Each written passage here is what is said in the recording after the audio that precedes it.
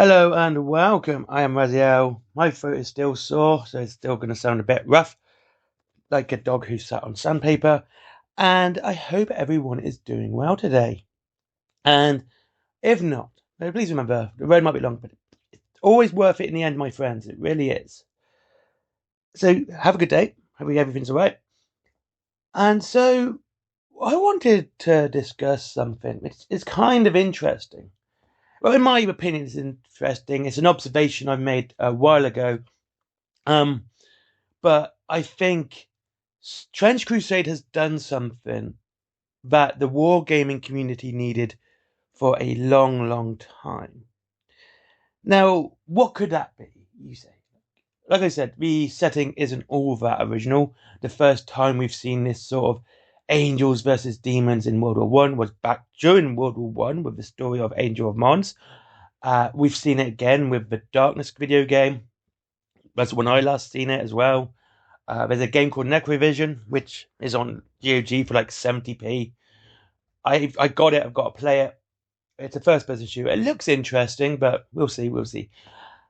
So, like I said, it's not an original setting. It's an interesting setting, and it doesn't really appeal to me, which is odd because it's kind of a game that would appeal to me.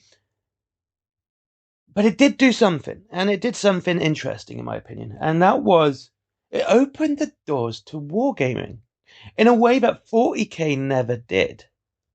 It sounds weird, I know, because 40k is a big wargaming scene. It's got the biggest community, etc., and it's obviously got its side games and its other games, such as Horus Heresy and Kill Team, along with the fantasy setting of Age of Sigmar, the Old World, etc.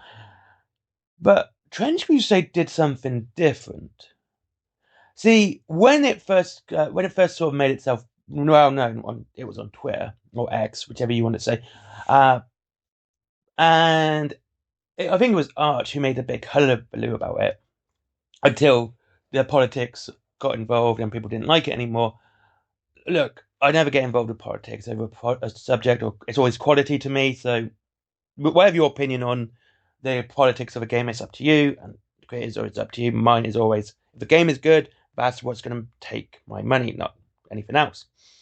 So, but what it did, because once everyone was looking at Trench Crusade, and we're like, oh, this looks good, this looks great. It's like 40k, blah blah blah. And then they got turned off because people were being banned from a Discord server for us for being 40k fans or something like that. It was a whole mess of things, all right? So, but like I said, this is what it did. It got people looking at other war games, and we did see a small explosion in games being made and interesting games outside of 40k actually growing in quite a considerable way.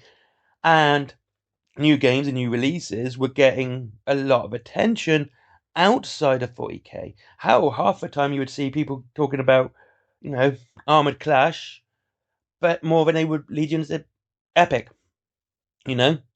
And when Kings of War dropped their new boxes, it was everywhere. Halo, uh, you know, again, it's getting more press and more attention this year since Trench Crusade opened up the door to wargaming and showing people that it was far more than just 40k. It really showed everything else. And at the moment, we're seeing this with Conflict 47. My issue with Conflict 47 is the price. Okay, I think it's too expensive. It's on par with Games Workshop. The boxes don't have that many miniatures in them. It doesn't seem right to me. I think Warlord Games needs to sort of look at it before people start complaining about the prices like we do with Games Workshop, and being, relatively new, getting more attention now. They're more likely to lose a lot more money than Games Workshop would, because, people will give up something new quicker than they would give up something they've done for a long time. It's just the way it is. It sounds cruel, but that's okay. That's just my opinion on Conflict 47. I do think it's too expensive. Like I said, it's on par with Games Workshop with pricing and model count. But like I said, this whole thing is about people looking at other games, and I think that's an amazing thing to say. And what we're probably going to see is people going like, you know what, Conflicts 47 is so expensive. I don't want to go to 40k again. And they're going to look elsewhere. And with more companies making more games, like we've had the new edition of Kings of War, which is doing very well. And we've got the new edition Warpath, which is doing well. Armored Clash has just been doing absolutely amazing. Well, when I say amazing, obviously it's better than it was a long time ago, like last year, but you see what I mean. It's doing a lot better. They're doing amazing jobs. And the creators of these games are doing the best they can do, given that a lot of these people who worked on these games are ex-GW rule creators, and they made the good games as well, like Alessia Salvatore, Rick Priestley, and even some newer guys like James Hewlett. I keep making it open. If you don't know him, he worked on More Time as well. Anyway, but like I said, this opening of the door to other war games does show that the people are getting tired of Games Workshop, but don't want to leave the fantasy or sci-fi settings of wargaming. They want to try something new, and they are trying new things.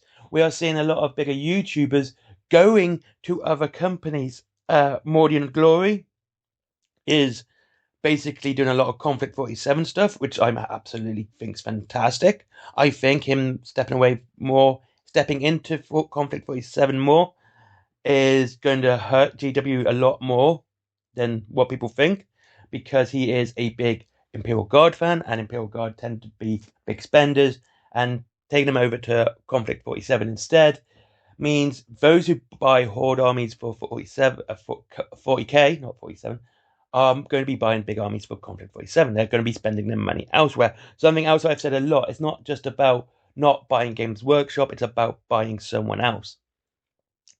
So hopefully this is going to continue into 2026, and I think it will do, because 2026 has already shown we're going to get some great games coming. We got the new Wild West Exodus, which I'm excited about, and we've got the Firestorm Armada been announced as well. I don't know if that's going to come out next year, but it's in production now. And of course, we're going to have new armies for Conquest and new armies for Kings of War. So much is going to come out in 2026. It's going to be outstanding. But I honestly think a lot more wargamers are going to go out and buy different games and have lots of different projects. I think Piles of Shame are going to be less and less, because they're going to be trying to paint these new models that are new and different rule sets, and are going to want to try them out. And Games Workshop's going to be literally left of the whales. That's it. The actual people who are into the hobby and enjoy the hobby, they're going to be the ones that are going to be making the move and enjoying the new games. And I just think it's great. And it's all started, in my opinion, from Trench Crusade, and the good and bad publicity of it. That's the weird thing. It wasn't just a good. If it didn't have a bad publicity side, like the whole, I don't really want to say it's bad publicity, that opinion on it, with banning of Discord and all that, I don't think people would have started looking at other games. I think they would have just stuck with Trench Crusade, and when we'd only have probably 2 major games. But because they had that bad publicity, so basically people got burned twice, they wanted to just escape from the whole lot and try something new. And this is what we're seeing. Conflict 47 doing well. Kings of War 4th edition doing incredibly well. Armored Clash is picked up a lot in the last couple of months, and so on. And this can only mean that this can only be a good thing for the hobby as a whole, and I freaking love it. Anyway, thank you very much for watching. I hope you enjoyed this video. It's just my views, and I hope you have a good one. I hope you will have a lovely day. I always do. If you wish to save money on your wargaming, don't forget there's Whaling Games down below, as always. Up to 20% off wargaming prices, free delivery off to £20, and there's a point system, which gives you an extra 1% off. There's also Forbidden Planet for comics, DVDs, mangas. There's Audible, if you're into that as well. It's cool. It's on all that.